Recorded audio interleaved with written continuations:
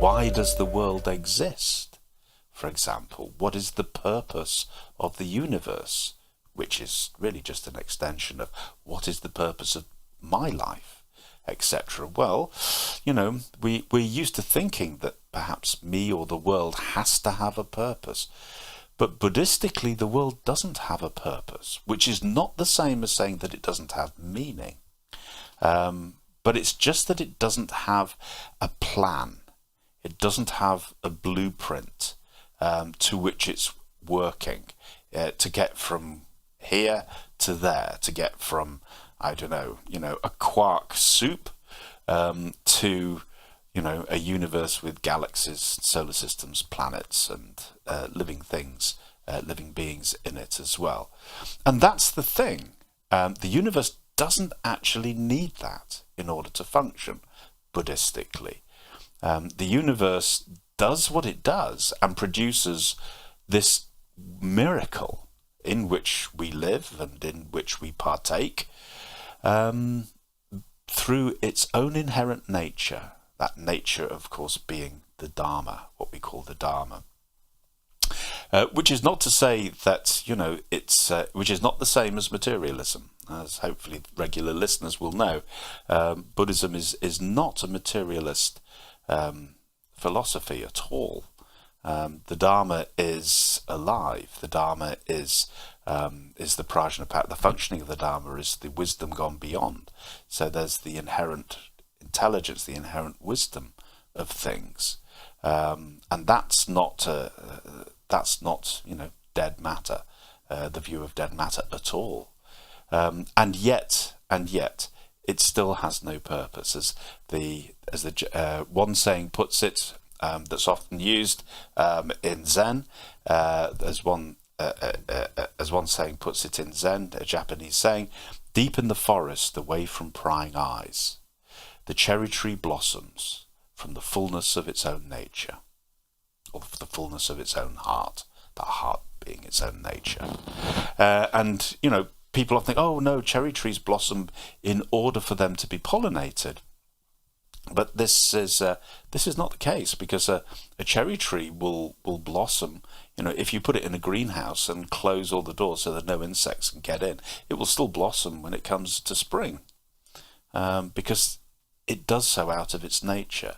But the fascinating thing is that as a result of that cherry tree blossoming, there are pollinating insects who become attracted to that, to those flowers and that nectar and that pollen, and as a result the pollination takes place.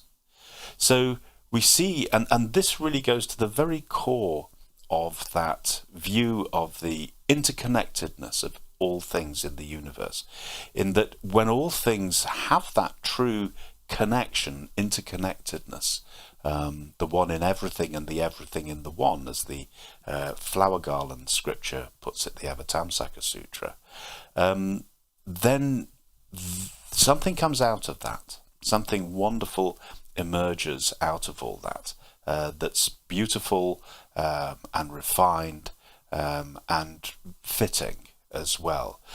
And we also belong in that schemata. We human beings also belong in that schemata as well. And in the ordinary circumstances, when we are at one with, when I am given wholeheartedly into what at this moment is being done, then we flow with those circumstances as well. And this is where meaning comes in as different to purpose. Purpose looks into the future to say, right, okay, my purpose is to, study to become a doctor, and then, I'll go and do my doctoring. So I'm looking into the future, which certainly gives my life meaning. But actually what meaning is a joined upness.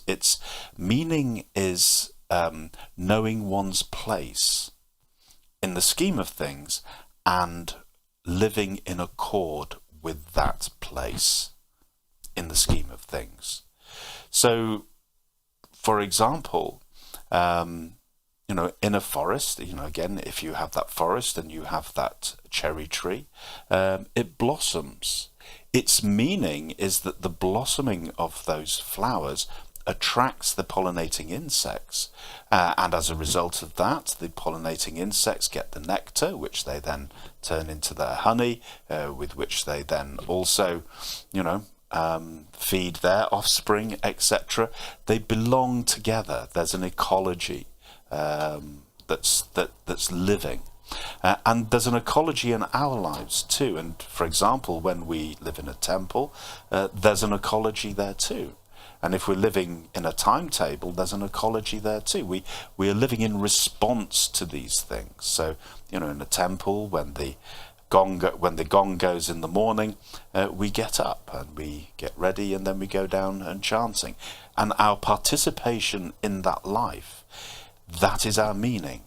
So here we are as individuals, but we are also part of something greater than just myself. And that's the meaning. That's where the meaning comes in. Again, purpose can give meaning because the purpose itself is something that's greater than I, obviously. But meaning can exist without purpose. And in Buddhism, it does precisely this.